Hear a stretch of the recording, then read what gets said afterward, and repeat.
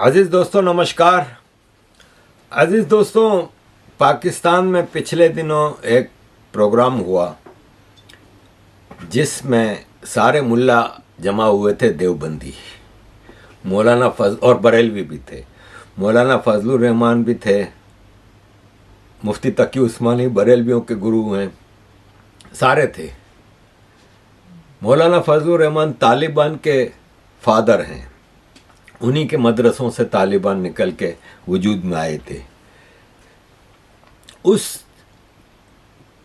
जलसे में, उस गैदरिंग में मलाला यूसुफजई भी थी। सवाल ये पैदा होता है कि मलाला यूसुफजई का ड्रामा था कि तालिबान ने उन पर हमला किया। तो जैसे अजाइलम का एक रूल होता है कि आपको जिस मुल्क में आपकी जान को ख़तरा है, आप वहाँ पे वापस नहीं जा सकते।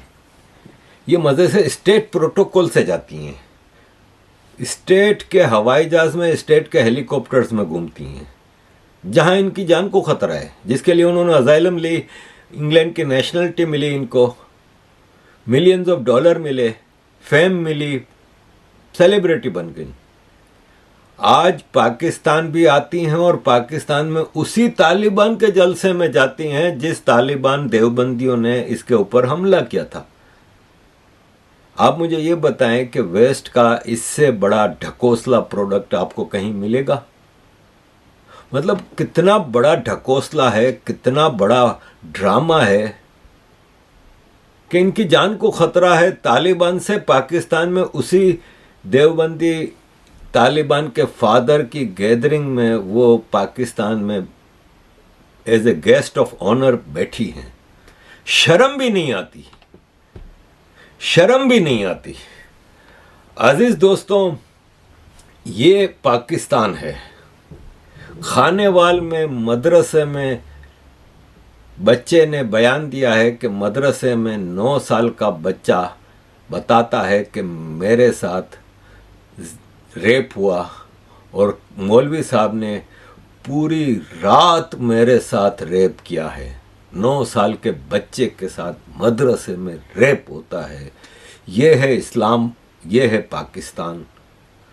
उस मदरसे में, उस मस्जिद में जहाँ पे अल्लाह का घर कहलाता है, मौलवी साहब हमें पाठ पढ़ाते हैं कि अल्लाह हर जगह है और देख रहा है। वही मौलवी साहब अल्लाह के घर में एक 9 साल के मासूम बच्चे के साथ पूरी रात रेप करता है। ये ऑर्डर ऑफ द डे है, ये कॉमन हो गया है, ये बिल्कुल आम चीज़ हो गई है पाकिस्तान में। मेरा सवाल ये उठता है कि इतने सारे मौलवी हैं, क्या इस घिनौने काम को किसी एक मौलवी ने कंडेम किया? कभी आपने सुना हो कि मौलाना फजलुर रहमान हो, मुफ्ती तकी उस्मानी हो, तारिक जमील हो, तारिक मसूद हो, कभी आपने इनके मुंह से कहीं से सुना हो कि इन्होंने इसके बारे में कंडेम किया हो? इनकी नज़र में ये जायज़ है? हद नहीं है? कोई मीडिया नहीं बोलता, ये खबर भी नहीं बनती। ये है पाकिस्तान।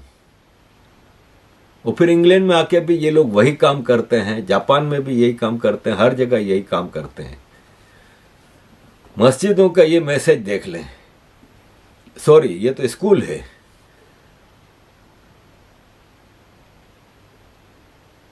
लाहौर सारंगी स्कूल, इसके ऊपर बड़े बड़े उससे पेंट किया गया है, गुस्ताख नबी की एक ही सज़ा, सरतन से जुदा, सरतन से जुदा। ये स्कूल है। सोचें बाकी जगहों का क्या हाल होगा। अजीज़ दोस्तों, मैं आगे बढ़ने से पहले ज़रा आपके सामने ये एक छोटी सी वीडियो रखूँगा कि सिविलियंस की क्या औकात है। ये जो हम कह रहे हैं कि जी 26 को ये हो गया, वो कह रहे हैं कि जी 400 मर गए, ये कह रहे हैं 0 मर गए, ये बात भी दुरुस्त है। जो लोग करगिल में अपने शहीदों को ऑन नहीं करते,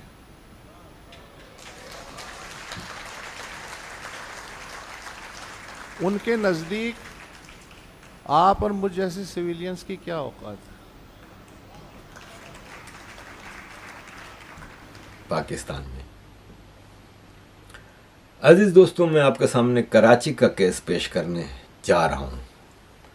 सिंध गवर्नमेंट ने ऐलान किया है कि कराची में डबल डेकर बसें और इलेक्ट्रिक टैक्सियां चलाएंगे। यार, ये लोग कितना बेवकूफ़ बनाते हैं, ये लोग कितना बेवकूफ़ बनाते हैं। अब हम तो बेवकूफ़ बनते बनते थक गए।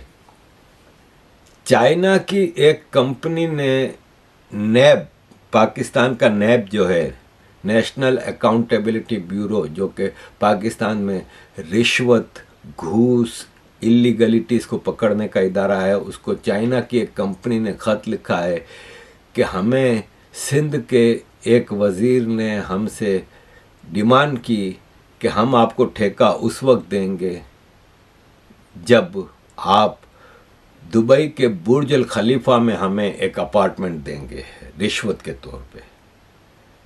अजीज़ दोस्तों, ये हमें बेवकूफ़ बनाते हैं। कराची में डबल डेकर बसें चलाएंगे और इलेक्ट्रिक टैक्सियां चलेंगी। उस पर मुझे याद आया कि मैं जिस दिन पाकिस्तान से यूरोप के लिए निकला था पहली बार, 23 अक्टूबर 1990, उसी दिन पाकिस्तान में इलेक्शन थे। तो मैं जब एम्स्टर्डम पहुंचा तो 24 अक्टूबर थी। तो उस ज़माने में जंग लंदन एक अखबार, पाकिस्तान का सबसे बड़ा अखबार जंग है, उनका जंग लंदन एक इशू निकलता था लंदन से। वो यूरोप के शहरों में भी सुबह की पहली फ़्लाइट से पहुंचाया जाता था। तो मुझे जिस घर में मैं पहली रात रुका था, सुबह जब उठा तो अखबार सामने पड़ा था, उसमें हेडलाइन थी कि नवाज शरीफ इलेक्शन भारी मेजॉरिटी से जीत गए हैं। और नवाज शरीफ ने कराची वालों, और उसको नवाज शरीफ को सपोर्ट किया था MQM अल्ताफ़ हुसैन ने, और उसी से वो हुकूमत बना सके थे। तो नवाज शरीफ ने कराची वालों को खुशखबरी दी थी कि लटकती ट्रेनें कराची में हम चलाएंगे। जर्मनी में कहीं इन्होंने वीडियो देख ली थी कि लटकती ट्रेनें चलती हैं। तो उस पर उसने ये बयान दिया कि कराची वालों, हम आपके लिए लटकती ट्रेनें, इलेक्ट्रिक ट्रेनें चलाएंगे। हम तब से सुनते आए हैं। जब मैं छोटा था तो कराची में ट्राम चलती थी, डबल डेकर बसें भी चलती थी। मेरे बचपन की मेमोरीज़ में वो ट्राम में सफ़र याद है मुझे, जिसका पीतल का वो हैंडल होता था ड्राइवर के पास, और मैं अपनी अम्मी की उंगली पकड़ के उस ट्राम में सफ़र कर चुका हूँ। भुट्टो ने आके वो ट्राम ख़त्म कर दी, डबल डेकर बसें ख़त्म कर दी, कराची का ट्रांसपोर्ट सिस्टम ख़त्म कर दिया। जैसे मुंबई में एक लोकल ट्रेन चलती है, वैसे कराची में भी एक सर्कुलर ट्रेन चलती थी, वो बंद कर दी। कराची का सब ख़त्म कर दिया, सब भुट्टो और पीपल्स पार्टी वालों के दौर में। और आज हमें ये खुशखबरियाँ सुना रहे हैं कि इलेक्ट्रिक बसें चलेंगी, इलेक्ट्रिक टैक्सियाँ चलेंगी, डबल डेकर बसें चलेंगी। जब मैं MQM की तरफ से कराची और मुहाजिरों का केस लड़ता था, और कराची में बहुत ही ख़तरनाक ऑपरेशन चल रहा था, मुहाजिरों को कत्ले आम हो रहा था, उस वक्त सिंध का चीफ मिनिस्टर अब्दुल्ला शाह था। करंट चीफ मिनिस्टर जो है ना, मुराद अली शाह, उसका बाप अब्दुल्ला शाह उस वक्त चीफ मिनिस्टर सिंध हुआ करता था। और अब्दुल्ला शाह ने 30 साल पहले 1994-95 में ये बयान दिया था कि 1 साल के अंदर कराची की काया पलट देंगे। आज उसका बेटा चीफ मिनिस्टर है, और आज उसका बेटा भी हमें वो ख्वाब दिखा रहा है, वो चीज़ें दिखा रहा है जो हम सोच भी नहीं सकते कि कराची में होंगी। कराची में कोई बेसिक सिविक फैसिलिटीज़ नहीं है। अजीज़ दोस्तों, हालत ये है कराची के लोगों की कि चोरों के ऊपर भी भूखा मार आया है।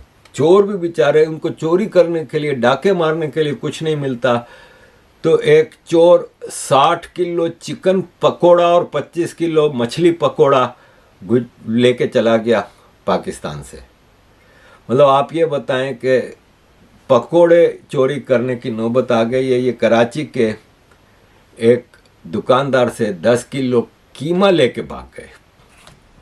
अच्छा, क्या वारदात हुई है आपके साथ? किस तरह की कोई अनोखी सी वारदात हुई है? जी भाई, मैं आ रहा था गली में से ठेले पे ना, अपना दुकान का कीमा रख के और भी चीजें थी थैलियों में ना, तो मेरे पास दो लड़के आए गली के अंदर। उन्होंने मेरे पर अनोखी वारदात हुई है ना, मेरे से मोबाइल लिया ना, पैसे लिए, मेरे यहाँ टीटी रखी और मेरे कीमे की थैली ले गए उठा के।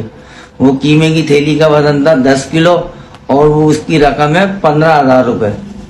तो ये नई वारदात हुई है ना, उन्होंने पैसे लिए मेरे से ना, मोबाइल लिया, वो कीमे की थैली ली और चल गए। बोले किसी को बोलियो नहीं तो मार देंगे हम तेरे को।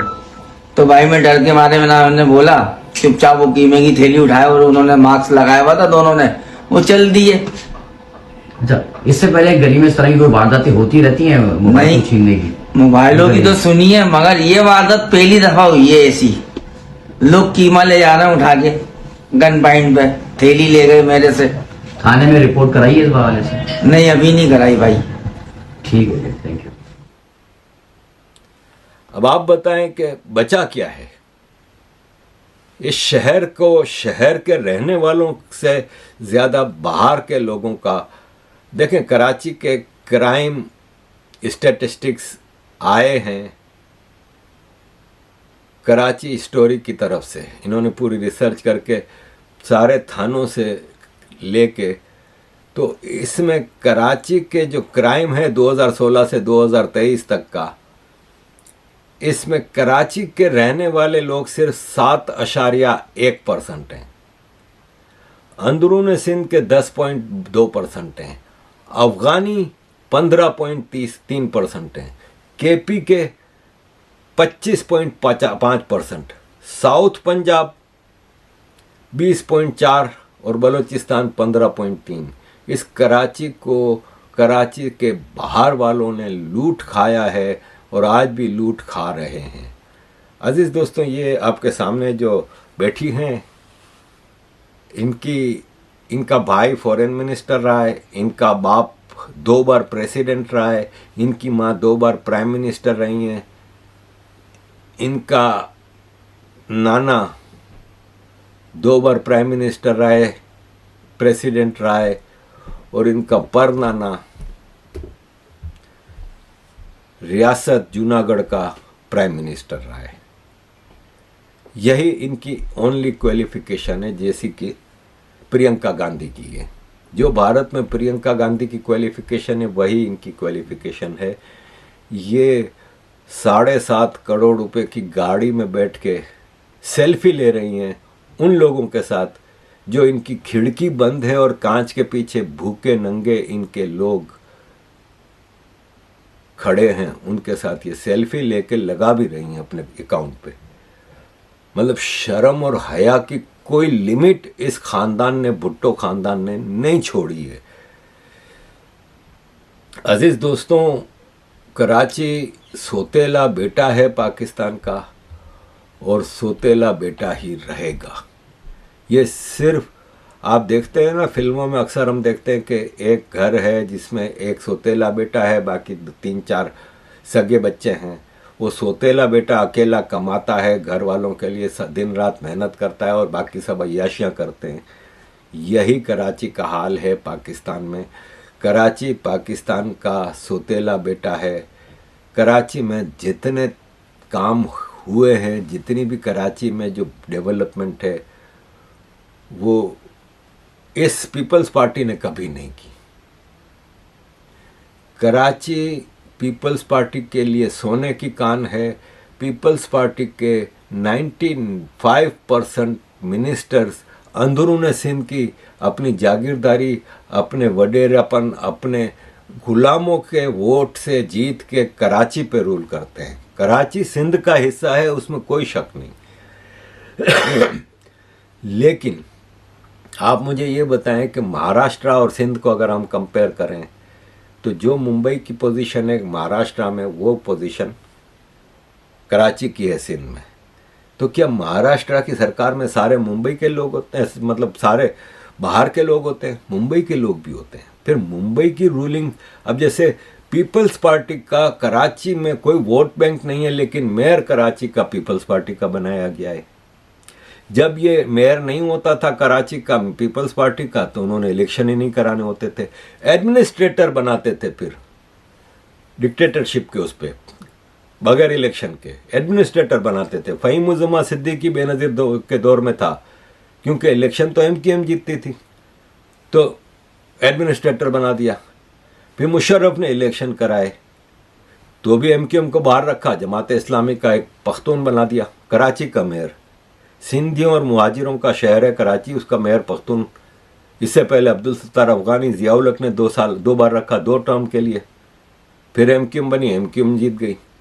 इसके बाद MQM के ऊपर ऑपरेशन शुरू हो गया, तो 10 साल 11 साल 12 साल बल्कि इलेक्शन ही नहीं हुए। ज़बरदस्ती का अपना एडमिनिस्ट्रेटर लगा के चलाते रहे काम। फिर मुशर्रफ ने नेमतुल्लाह को बना दिया। फिर 2005 में मुशर्रफ ने MQM को इजाज़त दी, क्योंकि MQM ने उसको सरकार बनाने में मदद की थी, फेडरल गवर्नमेंट। तो मैं भी जिसमें मेयर बना था, और हमारे हाथ में आया फिर 5 साल के लिए, 4 साल के लिए। फिर 2009 में ख़त्म, कोई इलेक्शन नहीं। फिर अब ये इलेक्शन इन्होंने जो कराए हैं, ये जिसमें मुर्तज़ा वहाब पीपल्स पार्टी का मेयर बनाए, इनका वोट ही नहीं है, ज़बरदस्ती का। तो कराची के साथ सोतेला सलूक चलता आ रहा है, चलता रहेगा, और कराची वालों का कोई पुरसान हाल नहीं है, कोई पूछने वाला नहीं है। और अज़ीज़ दोस्तों, यहाँ पे एंड पे मैं आपके साथ ये दिखा रहा हूँ आपको, ये GA सिंध की रैली है आज़ाद सिंधु देश के लिए। आप देखें, इस रैली में इंग्लैंड के, इंडिया के, इसराइल के, फ्रांस के, जापान के झंडे हैं। आज़ाद सिंधु देश के नारे लग रहे हैं। आप समझ सकते हैं कि ये बगैर आर्मी की सुपरविजन के ये हो सकता है? क्या ये मुमकिन है जहाँ पे सिंध में चप्पे चप्पे पे रेंजर्स है, वहाँ पे इतनी बड़ी रैली निकाल सकें? ये इन्होंने सिंध का केस में शुरू से आपको बता रहा हूँ कि आर्मी ने हाईजैक किया हुआ है। सारे जागीरदार आर्मी की जेब में, सारे मुहाजिर आर्मी की जेब में, और अब ये सिंधी नेशनलिस्ट भी ज़्यादातर आर्मी की जेब में। अजीज़ दोस्तों, thank you very much for all your support. Kindly keep supporting.